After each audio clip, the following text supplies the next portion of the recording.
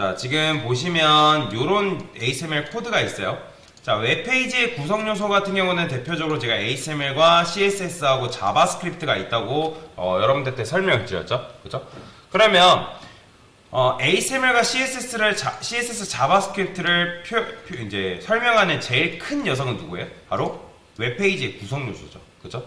그러니까 얘가 제일 큰 항목이잖아요. 제일 큰 제목이잖아요. 따지고 보면. 자, 그러면 제목을 표시하는 태그가 따로 있습니다. 그게 바로 뭐냐면 H 태그라는 게 있어요.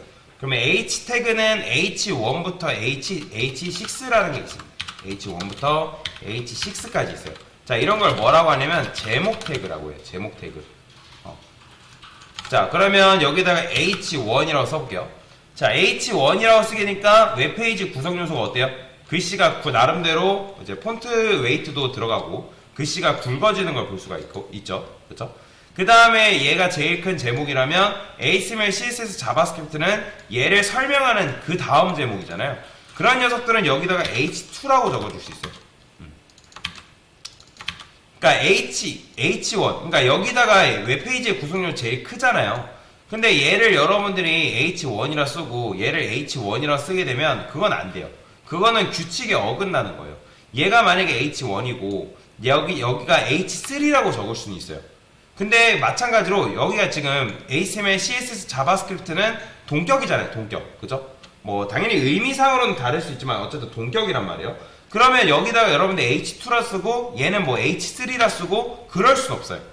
얘가 만약에 H3면 다 H3여야 되고 얘가 만약에 H2다? 그러면 나머지 것들도 다 H2여야 된다라고 보시면 돼요. 그래서 H1 같은 경우는 그러면 언제 쓰냐? H1 같은 경우는 제일 큰 제목인 경우에 사용한다라고 보시면 돼요. 그러니까 어떤 내용물을 표현하는 제일 큰 제목인 경우에. 그 다음에 H2에서 H6 같은 경우는 이거는 뭐 자유예요. 언제 H2를 써야 되고 H6를 써야 된다 그건 아닌데 H1의 하위 제목인 경우에 사용한다라고 보시면 돼요. 근데 아까도 말씀드렸죠. 단 하위 제목이 동격인 경우에 H2면 H2로 통일. 그죠?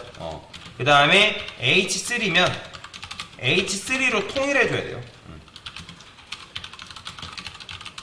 이건 규칙입니다. 그 다음에 동격임에도 불구하고 하나의 제목만 글씨 크기를 작게 하기 위해서 H3를 주는 건 틀린 방법. 자, 이게 무슨 말이냐면 여러분들이 여기 H2고 H2도 나름대로 글씨 굵기가 이렇게 들어간단 말이에요. 글씨 크기랑. 근데 나는 자바스크립트를 좀 더 작게 할래. 그렇다 해가지고 얘를 H3로 준다? 이게 틀린 방법이라고요. 그래서 동격이면 동격이답게 여러분들이 이런 식으로 표현을 해줘야 된다라고 보시면 돼요. 마찬가지로 얘 같은 경우도 노멀라이즈 하는 방법이 있습니다. 그건 노멀라이즈 해가지고 처리하는 방식이 있으니까 그건 천천히 배워보도록 할게요. 자, 이게 바로 뭐다? 제목 태그인 H 태그다 라고 보시면 되겠습니다. 됐습니다.